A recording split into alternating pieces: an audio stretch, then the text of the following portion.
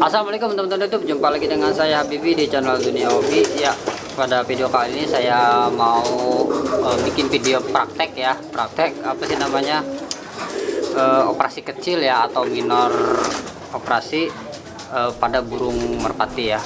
Kali ini kasusnya sediagnosa saya dan beberapa dokter hewan itu macam-macam ya, tapi ada yang salmonella lah, ada yang radang sendi lah, dan lain sebagainya gitu ya. Jadi dia sih ada benjolan di sekitar apa sih namanya, pangkal sayap ya.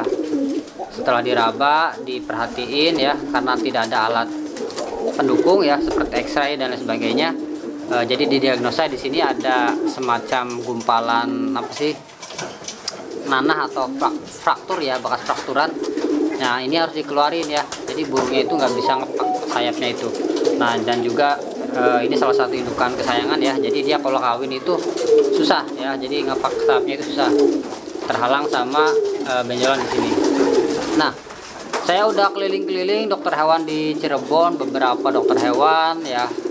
Di sini belum ada yang berani ngebongkar ya, dalam artian belum ada yang berani ngebedah gitu. Jadi ya mau nggak mau harus ke Taman Mini, ke dokter Peter Combo ya. Cuman karena waktu dan lain sebagainya saya nggak sempat gitu ya. Ya sudahlah, akhirnya coba dibongkar sendiri aja gitu ya. Karena sebenarnya sih kalau ngebongkar bangsa uci-uci atau bekas yang lainnya itu udah pernah, cuman karena ini termasuknya burung kesayangan jadi ya agak takut juga ya resikonya gitu ya.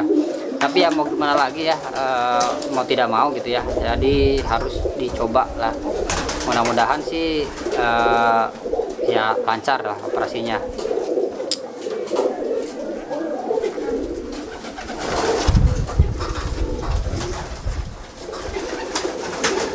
Ada beberapa alat yang disiapin ya teman-teman, modelan ya sederhana aja lah ya. Ada pisau bedah, ada apa sih, benang kaput ya, ada alkohol, ada apa sih namanya, injeksi buat bius lokal ya, dan dibantu oleh teman saya. Kita coba langsung aja praktek ya, yuk. Pegang tong.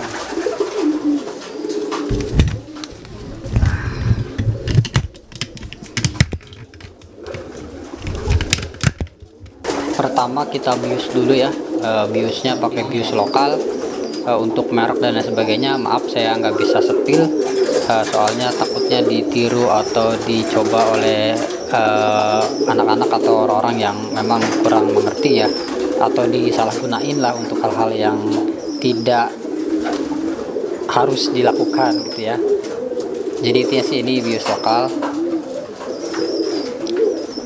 Saya pindah tempat ya teman-teman, karena tadi itu di luar banyak debu dan lain sebagainya, takutnya itu tidak steril ya.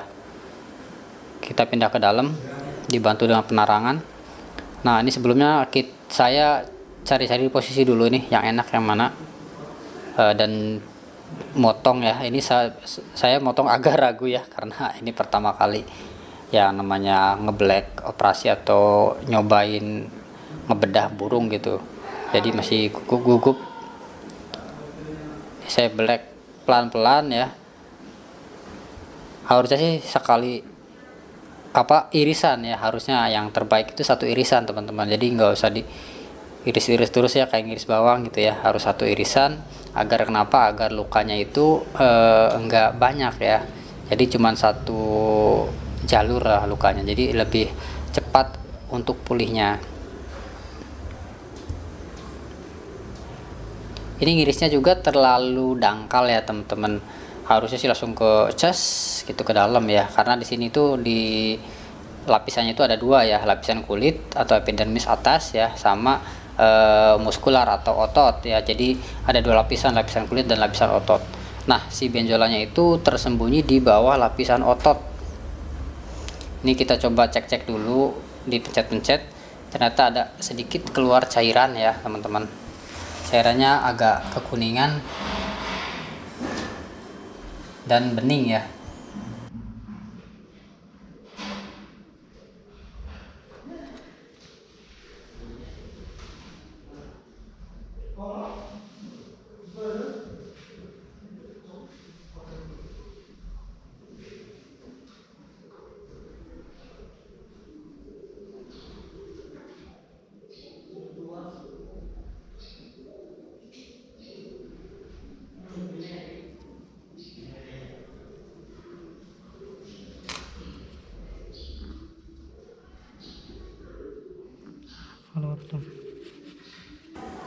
Ini saya masih mencoba hati-hati ya, dan cari apa namanya posisi dan cari penjualannya itu sebelah mana gitu ya. Maklum ya, namanya juga dokter gadungan teman-teman.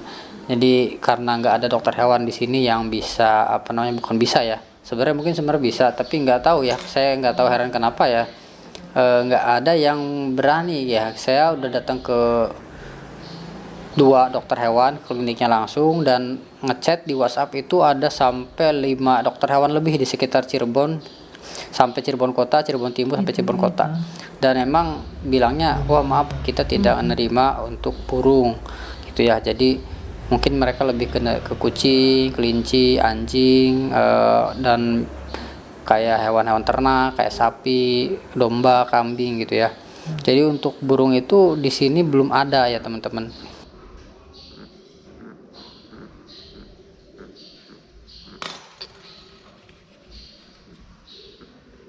Ya.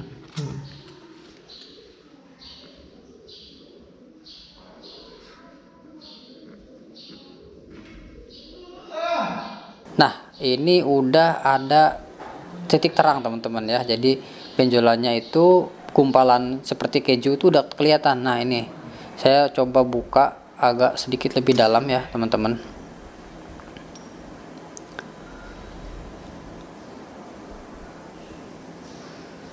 Nah, itu kelihatannya gumpalan dari pengkejuan ya, seperti keju sih sebenarnya. Seperti keju yang padat gitu ya, padat banget isinya.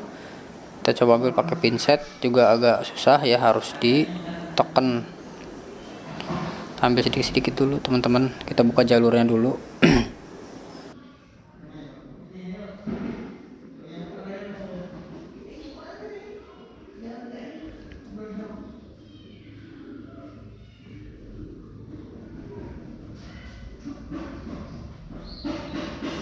Ini di sini saya agak keringetan teman-teman ya, aslinya.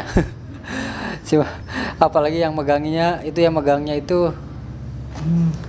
Nah, ini udah titik terang ya teman-teman. Alhamdulillah akhirnya ya keambil juga ininya apa namanya, benjolan dari gumpalan, seperti mungkin bekas nanah atau gitu, gimana ya, bekas infeksi gitu ya teman-teman.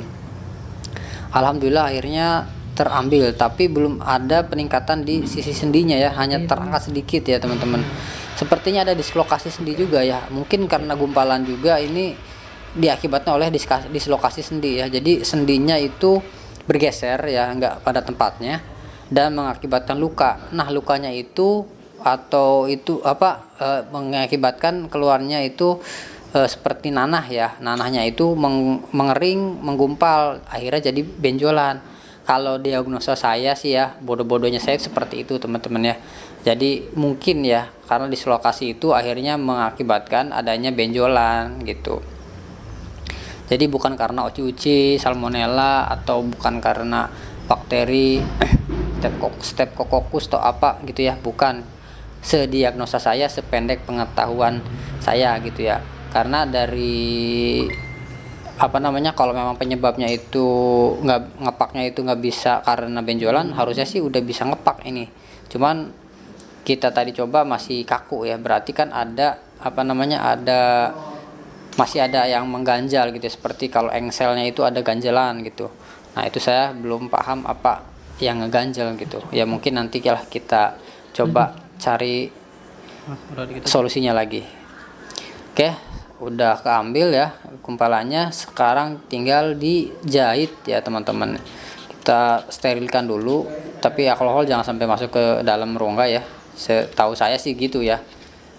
Nah, habis itu kita jahit dengan benang jahit. Ini saya nggak tahu ukuran berapa ya, saya dapat ngasih saudara yang memang kebetulan seorang perawat ya, jadi kita minta aja alat-alatnya, yang mulai dari obat bius, suntikan, alkohol, juga minta itunya apa namanya, jarum buat apa sih namanya, jahitnya. Harusnya sih pakai latex ya, sarung tangan latex, tapi ya karena buru-buru mungkin persiapannya kurang, jadi ya kita semprot aja, sterilkan pakai alkohol.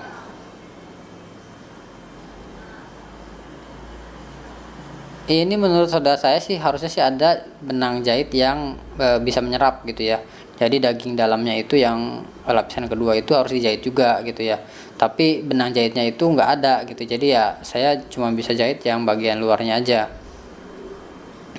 Untuk rekan-rekan tenaga medis, maaf ya, ini cara cara ngejahitnya itu masih ya Panjang. amatir banget ya. Maklumlah bukan bidang saya ya. Tahu.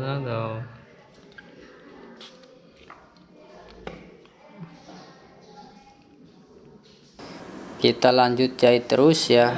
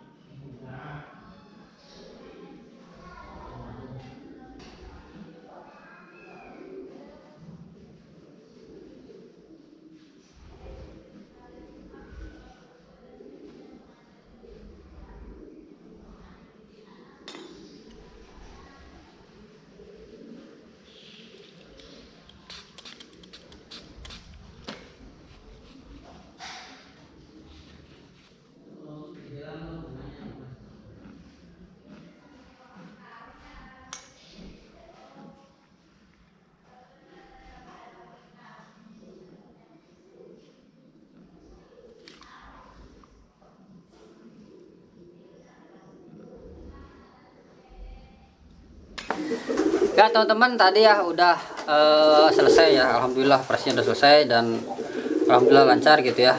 Ini bekas operasiannya masih ada, ini dijahit ya, jahitannya ala-ala lah ya. Alat jahitnya juga agak susah ya, pakai pinset seadanya. Dan ini hasil operasiannya nih.